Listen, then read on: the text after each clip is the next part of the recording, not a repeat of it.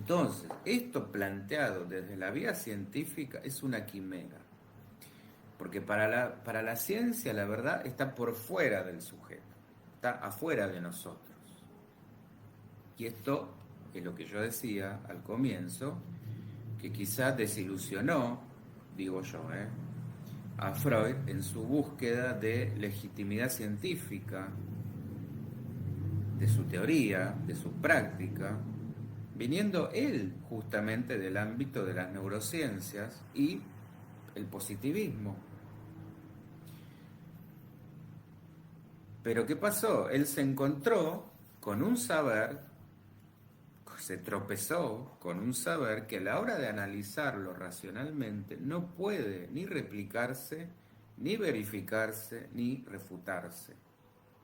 Que alguien me ponga, que muchas de estas fue la crítica que se le hizo, que pongan acá un inconsciente a ver si lo podemos observar, pesar, medir, replicar, verificar y o refutar.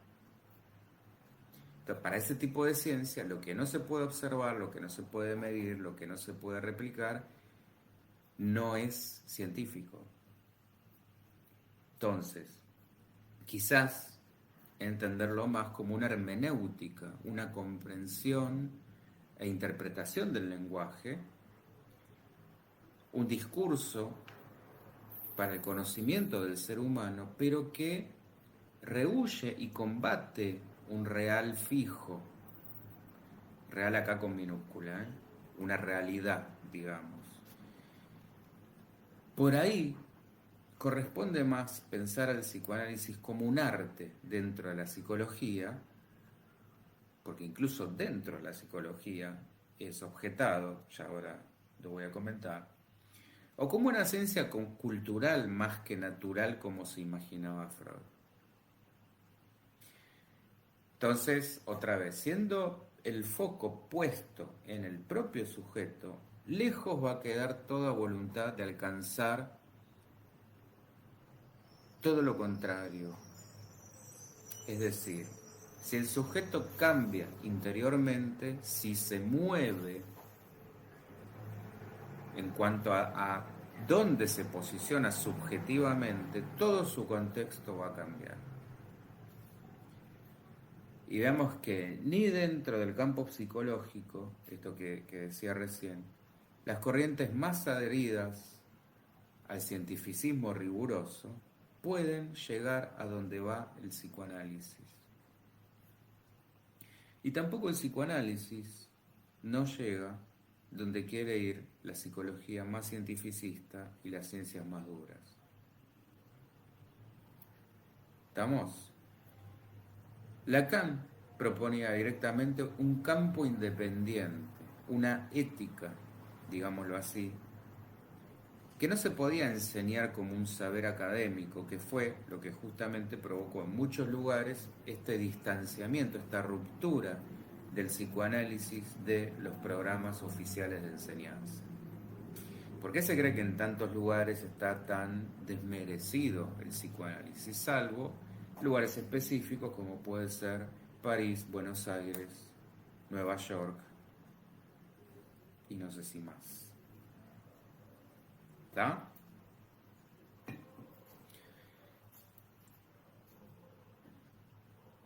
Por supuesto que el psicoanálisis no se propone discutir o pelear determinados avances científicos o que alguien intente probarlo en la práctica, porque en definitiva estamos hablando, es una teoría, pero,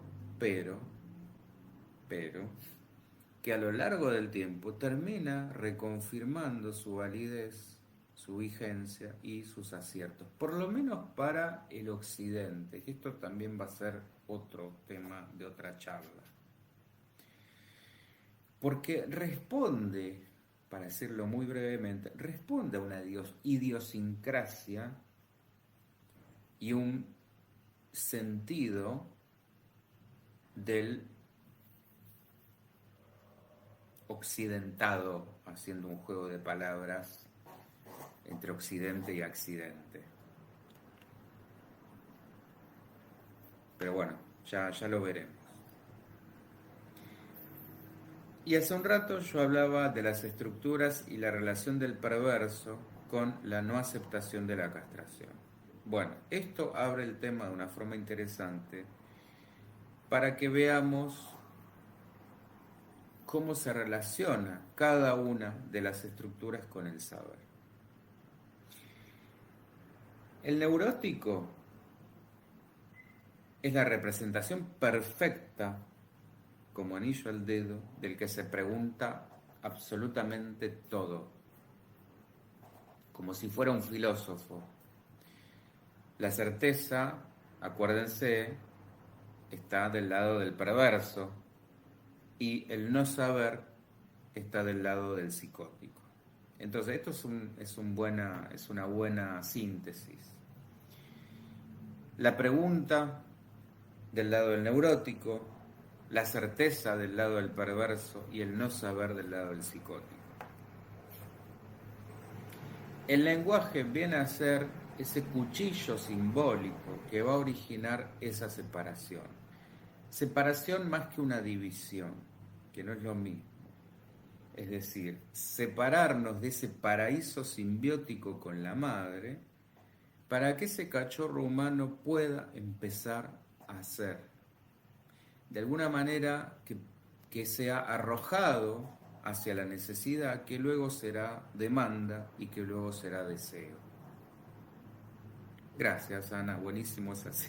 Bueno, sí, yo creo que como que esas síntesis así, creo que esclarecen mucho, porque resumen en una oración el concepto clave que me interesa que se guarde. Porque aparte, ¿para qué nos tiene que servir esto en la práctica? Cuando ustedes por ahí se lleguen a topar con una persona que cree tener certezas, bueno, que se les enciendan todos los semáforos, todas las alertas, porque probablemente estamos frente a un perverso. Y ahora vamos a ver el desarrollo como es con un psicótico. ¿Está? Entonces, esa imposibilidad de la cría humana de valerse sola, lo va a poner en las manos de la muerte. Por eso yo decía hace un rato que el goce es morir. Porque ahí sí es la única certeza que tenemos.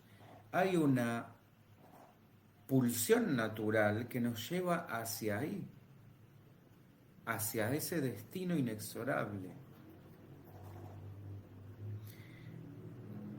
Y va a ser únicamente un otro el que nos puede salvar. De acá es que nace todo el deseo y toda la búsqueda de gozo. Porque la castración lo que va a hacer es poner un fin al goce encontrado en nuestro propio organismo, el autoerotismo de cuando éramos niños, perversos polimorfos, diría Freud, no diferenciados del otro cuando éramos esa como masa amorfa, indiferenciada de nuestra madre, y cuando se da esta separación, no nos deja otra opción que buscarlo en otro lado, buscar ese goce afuera. Entonces, ahí es donde ese goce quedó perdido en algún vericueto del lenguaje y no tenemos más remedio que zambullirnos en ese mundo para buscarlo. Es decir, esto sería el desarrollo de un neurótico, ¿no? Un desarrollo que podríamos llamar normal, entre comillas, en el sentido de vamos a ser simbolizados a través del lenguaje y a partir de ahí nos vamos a diferenciar y a desarrollar como personas autónomas. Porque ese llamado a ser, está mediado por la palabra. Ese sujeto deberá asumir el nombre que le dieron, y pronunciarlo para decir quién es, para darse a conocer.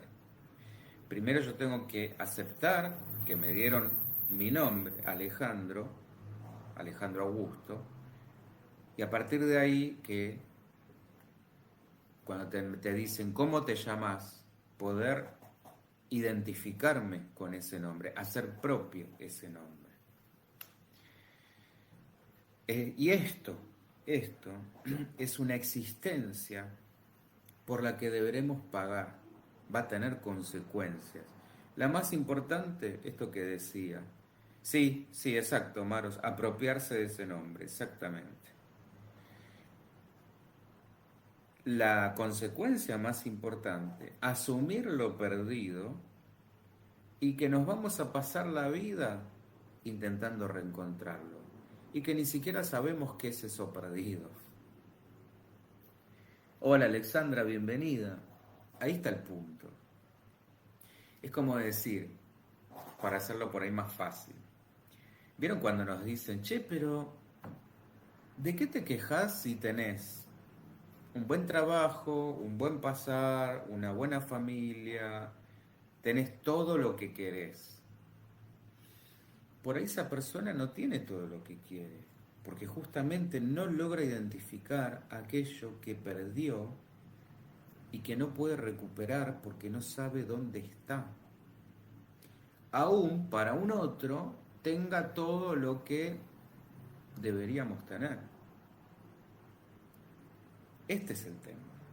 Acá es cuando nos vienen a terapia estas personas que, y la verdad no sé qué me pasa, porque me va bien, no me falta nada,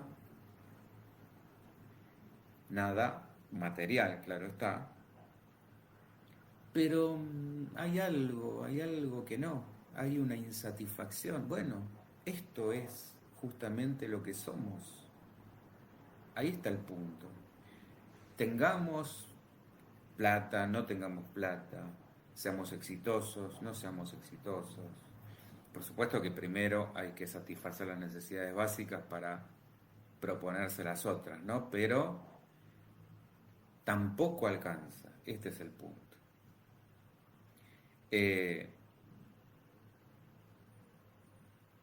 Dicho de otra forma, renunciar al goce para que se ponga en marcha el deseo. Ahí es donde el sujeto asume un saber que no sabe. El saber de que algo falta y el saber de que nunca va a terminar de saber qué es eso que falta.